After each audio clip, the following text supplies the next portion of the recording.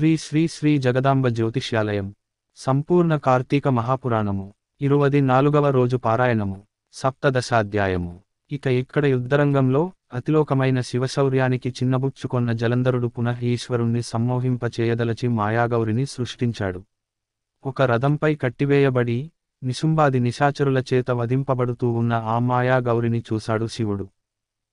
చూడగానే ఉద్విగ్న మానసుడైన ఉగ్రుడు యుద్ధాన్ని, తన పరాక్రమాన్ని, కర్తవ్యాన్ని విస్మరించి ఉదాసీనుడై ఉండిపోయాడు. అదే అదనుగా జలంధరుడు ఆ పుంకశానైకాలైన 3 బాణాలను శివుని శిరసుపైన, వక్షస్థలంపైన, ఉదరమందున ప్రయోగించాడు. అయినా ఈ జంగమయ్యలో చలనం లేదు. అటువంటి సమయంలో అదంతా రాక్షసమాయగా బ్రహ్మదేవునిచే బోధించబడిన వాడై కోలుకొనిన ఆ పరమేశ్వరుడు జ్వాలామాలతి భీషణమైన రౌద్రరూపాన్ని ధరించాడు. ఆ స్వరూపాన్ని చూసేందుకు సహితం శక్తిచాలక అనేక మంది రాక్షసులు పారిపోసాగారు. అలా పారిపోతున్న వారిలో ఉన్న అగ్రనాయకులైన శుంభ, నిశుంభులను చూచిన రుద్రుడు, పారిపోతున్న వాళ్లంతా పార్వతి చేతిలో మరణించెదరుగాక అని శపించాడు. అది గమనించి జలంధరుడు బాణవర్షంతో అంధకారాన్ని కల్పించాడు. శివుడు తన తపోబలంతో ఆ చీకట్లను చీల్చివేశాడు. ఉడికిపోయిన జలంధరుడు పరిగాయుధంతో పరుగున వచ్చి ఈశ్వరుని వాహనమైన ఎద్దును భయంకరంగా గొట్టాడు. ఆ దెబ్బకు నంది యుద్ధరంగం నుండి పరుగు తీయసాగింది.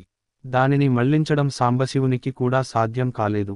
ఎక్కడలేని కోపం వచ్చింది రుద్రుడికి. వెనువెంటనే సుదర్శన చక్రాన్ని ప్రయోగించాడు.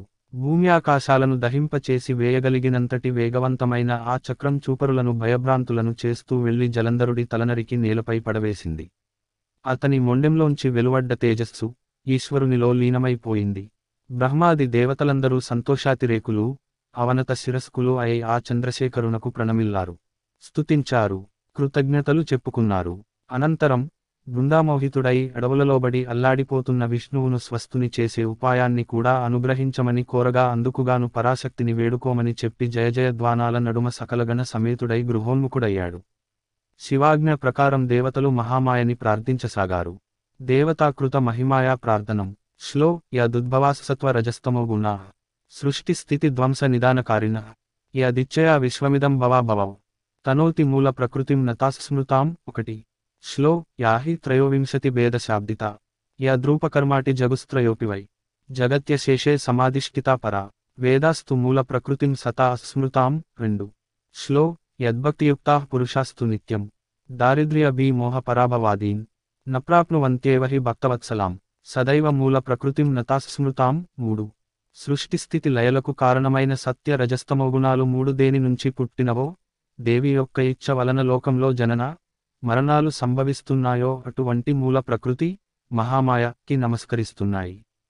1 ఏదైతే 23 వేదములతో చెప్పబడి సమస్త లోకములను అధిష్ఠించినదో వేదములలో సైతము దేని యొక్క రూపకర్మములు కీర్తింపబడుతున్నాయో అట్టి మూల ప్రకృతికి నమస్కరిస్తున్నాము. 2 దేనియందు భక్తుడైన వాడు దరిద్రభయ, మోహ, పరాభవాలను పొందడో, ఏదైతే తన భక్తుల యందు ఎడతెగని ప్రేమ కలదో ఆ మూల ప్రకృతికి నమస్కరిస్తున్నాను. నారదోవాచ స్తవమే తత్రిసంధ్యాం యః పఠేదేకాగ్రమానస దారిద్ర్యమోహ దుఃఖాని న కదాచిత్ స్పృశంతి తం. నారదుడు చెబుతున్నాడు, దేవతలచే గావించబడిన ఈ మూల ప్రకృతి మహామాయ స్తనాన్ని ఎవరైతే ఏకాగ్రచిత్తంతో త్రిసంధ్యలా పఠిస్తారో వాళ్లేనాడు కూడా దారిద్ర్యాన్ని గాని, భయాన్ని గాని, మొహాన్ని గాని, దుఃఖాన్ని గాని, అవమానాన్ని గాని పొందరు. ఇక ప్రస్తుతంలోకి వద్దాము. ఆ విధంగా దేవతలు ప్రార్థన చేయగానే ఆకాశంలో జ్వాలాయుతమైన అద్భుత తేజస్సొకటి పొడచూపి, ఓ దేవతలారా, త్రిగుణాల రీత్యా నేను త్రిమూర్తులను ధరించి ఉన్నాను. రజోగుణం వలన లక్ష్మిగాను, తమోగుణం వలన సరస్వతిగాను, సత్వగుణం వలన పార్వతిగాను విలసిల్లుతున్నది నేనే కావున మీ వంచాపరిపూర్తికై ఆ లక్ష్మి, పార్వతి, సరస్వతులను ఆశ్రయింపు దని ఆదేశించి అంతర్ధానమైపోయింది. దేవతలు రమ, ఉమా, సరస్వతుల చెంతకు వెళ్లి తమ మనోగతాన్ని వెల్లడించారు. భక్తవత్సలైన ఆ తల్లులు ముగ్గురు వారికి కొన్ని బీజాలనిచ్చి, విష్ణువు ఎక్కడైతే మోహవృతుడై ఉన్నాడో అక్కడీ బీజాల్ని చల్లించండి అని చెప్పారు. దేవతల బీజాలను తెచ్చి శ్రీహరి మోహితుడై పడి ఉన్న బృందాచితా ప్రాంతమంతటా చిలకించారు. ఓ పృథు భూపతి, పాతివ్రత్య మహిమా సుశోభితమైన ఈ గాథను ఏకాగ్రచిత్తంతో చదివినా, విన్నా స్త్రీలుగాని పురుషులుగాని ఇహంలో సంతాన సంపదను పరంలో స్వర్గ సంపదను పొందుతున్నారు అన్నాడు నారదుడు. సప్తదశోధ్యాయ సమాప్త. 17వ అధ్యాయము సమాప్తము. అష్టదశాధ్యాయము. పునః నారదుడు ప్రవచిస్తున్నాడు. ఓ పృథు మహారాజా, పూర్వోక్త విధంగా బృందాచితాస్థలిలో దేవతలచే చల్లబడిన బీజాల వల్ల త్రిగుణ శోభితాలైన ఉసిరి, మాలతి, తులసి అనే 3 రకాల వృక్షాలు ఆవిర్భవించాయి. వీటిలో సరస్వతి వలన ఉసిరిక, లక్ష్మి వలన మాలతి, గౌరి వలన తులసి ఏర్పడ్డాయి. అంతవరకు బృందా మోహముతో మందుడై ఉన్న విష్ణువు తన చుట్టూ చెట్లై మొలచిన లక్ష్మీ, సరస్వతి, పార్వతీ మహిమల వలన కోలుకున్నవాడై అనురాగపూరిత హృదయంతో ఆ వృక్షాలను తిలకించసాగాడు.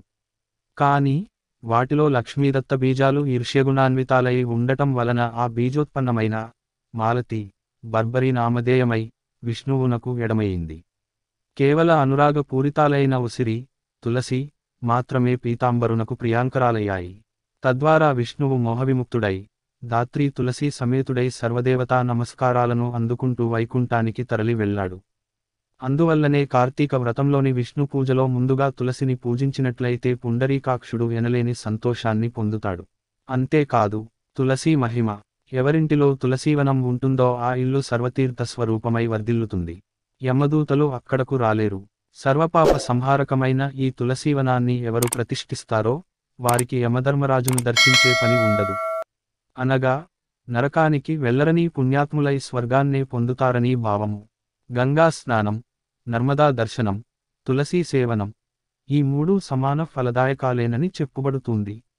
తులసిని ప్రతిష్ఠించినా, తడిపినా, తాకినా, పెంచినా మానసిక శారీరక పాపాలేగాక మాటల వలని పాపాలు కూడా మటుమాయమైపోతాయి. తులసి గుత్తులతో శివ, కేశవులను అర్చించినవాడు ఖచ్చితంగా మోక్షాన్ని పొందుతాడనడంలో ఎటువంటి సందేహమూ లేదు.